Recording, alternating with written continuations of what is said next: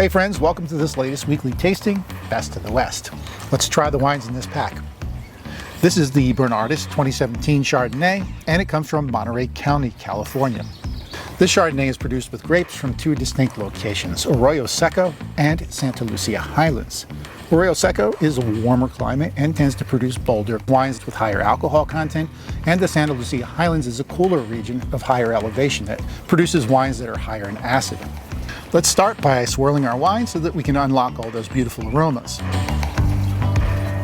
Already on the nose, there's this dichotomy, and I think this is coming from the two separate vineyards. We have this sort of full-bodied, ripe tropical fruit, citrus in there, and then there's this herbal note on top of that, almost like mint.